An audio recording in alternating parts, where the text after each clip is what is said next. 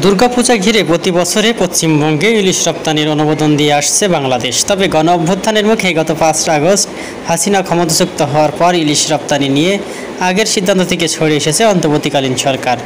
ভারতের শেখ হাসিনার ইলিশ কূটনীতি অনেক পুরনো। উৎসবের মৌসুমে বিশেষভাবে ভারতে ইলিশ রপ্তানির অনুমতি দিতেন তিনি। তবে আসছে দুর্গাপূজা উপলক্ষে স্বাদের ইলিশ পাচ্ছে না ভারতের পশ্চিমবঙ্গের বাঙালিরা। এরই মধ্যে বাংলাদেশ ভারতে ইলিশ রপ্তানিতে নিষেধাজ্ঞা দিয়েছে। বিবিসিকে মৎস্য ও পশু সম্পদ মন্ত্রণালয়ের উপদেষ্টা ফরিদা আক্তার বলেছেন, এমন উদ্যোগের লক্ষ্য হলো দেশের মানুষের কাছে আগে এই মূল্যবান মাছকে সহজলভ্য করা।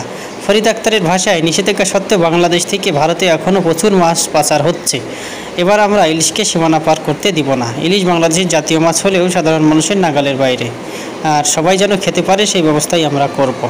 এদিকে ইলিশ নিয়ে বাংলাদেশ বর্তমান অবস্থানের মধ্যে মঙ্গলবার হিন্দুস্তান টাইমসের একটি প্রতিবেদনে প্রকাশ করেছে, যেখানে ভারতের ব্যবসায়ীরা বাংলাদেশ থেকে দুর্গাপূজায় ইলিশ আমদানি করার আগ্রহ প্রকাশ করে পররাষ্ট্র মন্ত্রণালয়ে চিঠি পাঠিয়েছে। হিন্দুস্তান টাইমসের এই প্রতিবেদনে বলা হয়েছে, গত 5 বছর ধরে ইলিশ আমদানি রয়েছে বাংলাদেশ থেকে। এবার সেই রীতি মেনে ভারতে ইলিশ পাঠানোর জন্য বাংলাদেশ সরকারের উপদেষ্টা তৌহিদ হোসেনের কাছে আবেদন করেছে ফিশ ইম্পোর্টস অ্যাসোসিয়েশন। ভারতীয় ব্যবসায়ী চিঠিতে বলা হয়, 1996 সালের পর থেকে প্রতি বছর গড়ে 5,000 টন ইলিশ বাংলাদেশ থেকে ভারতে রপ্তানি হচ্ছিল। তবে 2012 সালের পর থেকে রপ্তানি অজ্ঞাত কারণে বন্ধ হয়ে গিয়েছিল। আবার গত 5 বছর ধরে কেবল দুর্গাপূজাকে কেন্দ্র করে বিশেষ বিবেচনায় বাংলাদেশ থেকে ভারতে ইলিশ যাচ্ছিল। সার্বিক পরিস্থিতি বিবেচনায় বাংলাদেশ থেকে ইলিশ সুযোগ নেই, ইলিশ রপ্তানির কোনো সুযোগ নেই, আমরা এতটুকুই জানতে পেরেছি। সীমান্ত হত্যা অব্যাহত রেখে বন্যায় বাংলাদেশকে ডুবিয়ে দিয়ে আবার কোন মুখে বাংলাদেশের কাছে চিঠি পাঠায় ভারত? লজ্জা শরমের কি মাথা খেয়েছো?